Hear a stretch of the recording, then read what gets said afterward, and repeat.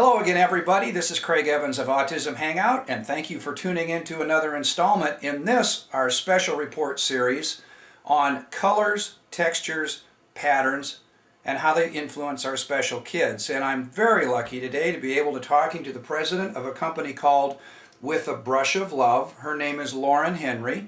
And Lauren, welcome to Autism Hangout. Thank you so much. It's a pleasure to be here. Well, it's my pleasure to have you here. Lauren, I'd like to give a little background for our viewers. So I've gone through your website and found some of your stats. It says that you have a degree in musical theater and drama and a minor in TV and radio and film production. Right. That's cool to start with, but beyond that, you have a background in psychology and you're an artist. You create original art.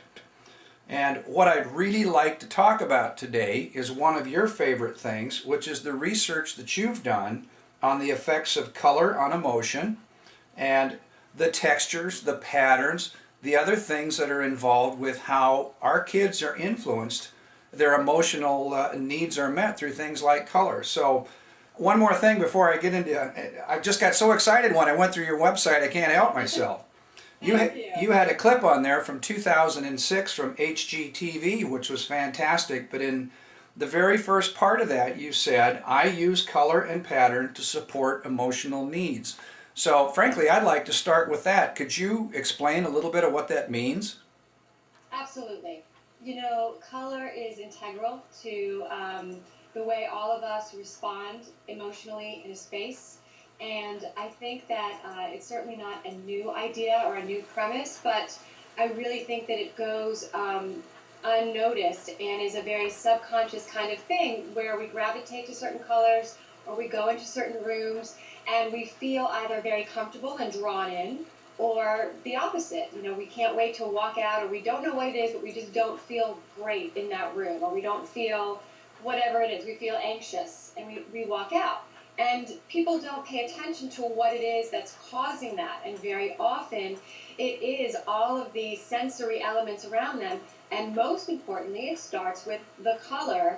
And then, you know, from there you can go into the lighting and the patterns and all of that kind of thing. But color is integral. It's not just a frilly kind of icing thing when it comes to decor. It has a lot to do with our emotions. And that's why very often, you know, even your interior designer might say, well, how do you feel? How do you feel when you want to walk into the kitchen or to your bedroom? I spent about 25 years of my career in advertising, and I spent a lot of time around art, and we really studied the effects of color and how color can affect the normal person's, the neurotypical person's emotions. When you're dealing with our special kids, our kids with autism, how do you evaluate a palette, or how do you evaluate textures? What is it that you look for in the child? Or is that the approach that you use? Well, to be honest with you, whenever I can have one-on-one interaction with the children I'm working with, I jump at the chance. Because their behavior and the things they say to you are often very telling. And I know not every child can express themselves, but they have a way of expressing. And if you know what to look for, it's not always so difficult to figure out. I also spend time talking to the parents and getting input from their teachers and doctors that they work with. And then With a Brush of Love has a medical and educational advisory board of doctors. So I immediately defer to their expertise, as I am not a doctor. I certainly don't proclaim to be. And I definitely want to lean on their background to make sure that there's nothing I'm not focusing on or taking into account when I make those decisions.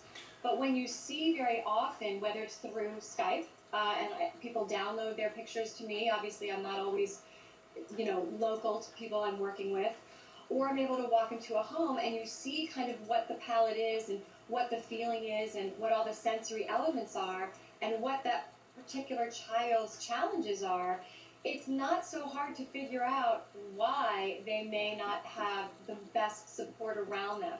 What I want parents to really understand is that while they're spending thousands upon thousands of dollars on therapies and all different types of things that are also integral and very important to the progress of that child, I want them to remember that you could spend thousands of dollars, but if your child is not in a space that supports what they need, that money and all of that effort is not going to work as optimally as it should, and they're going to wonder, why are these recommended therapies not working? Why is my child acting out?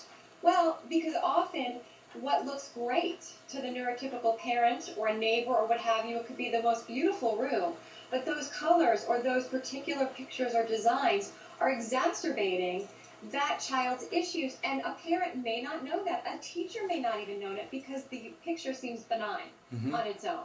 But really, it's causing a lot of internal anxiety, and that child cannot express it in a way that is, simply understood. Now, It's not a fluffy thing.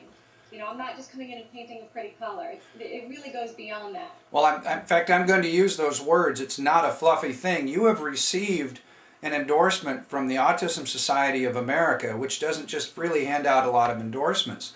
So obviously what you're doing has credibility, and it's been recognized by a source that, frankly, you'd like that, because that's your good housekeeping seal of approval. Absolutely. I feel very privileged to have that. If I may, one of the most exciting opportunities, if I may share that with you, is that the military is finally focusing on their families with special needs children, and they've called it the Exceptional Family Sect or Program. And I'm very lucky to be going with, I think, somebody that I know that you've already interviewed, Miss Carrie Bowers of Normal Films.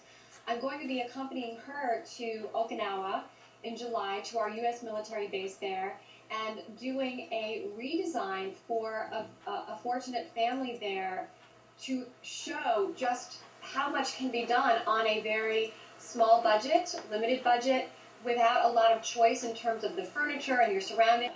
Now, since you're on the cutting edge of this stuff, is there a book possibly in the future? There is. I'm in the midst of doing a book right now, and it's going to be a little bit of, the background and the information I've learned. It's also going to be about a how-to in terms of just, giving basic information so that you don't feel like you have to have a large budget, and you can do small things, but they will make a larger difference, a more significant difference than you might expect without having to redo everything. And I want parents to feel somewhat in control of being able to make even, a semblance of a difference for their child, and be able to see, the outcome, that there's some sort of positive response. Excellent. Lauren, how can people find more information about you? They can go to www.brushoflove.com, and my phone number and business address is there. I'm also, you can also reach me at Lauren, Lauren, at brushoflove.com for consultations and any questions that you might have. So I'm more available than people might think in terms of accessibility. Well, Lauren, this has been absolutely delightful, and I'm always impressed by how many people that are involved with autism today have not only the knowledge and the intellect, but the passion to be able to make these things happen. And clearly, after seeing what you've done on just a little snippet from Home and Garden TV and our short conversation today and the testimonials on your website, you're having profound effects in the lives of a lot of our special kids. So I wish you much success in your continued quest here. And when your book comes out, would it be possible for you to come back on the show and we have another conversation about it? Absolutely, I would love that. And I so appreciate your support, and definitely just reminding everyone that, even if you're not directly connected, there are so many people that desperately want to make, inroads and support these families and these children, because they're brilliant kids, and they just need new opportunities to have the support to move forward. Well spoken. Lauren, thank you again for being a guest on Autism Hangout. Thank you so much, Greg. And thank you, Autism Hangout listeners. I'll be back again soon with another special report with people like Lauren. Good day.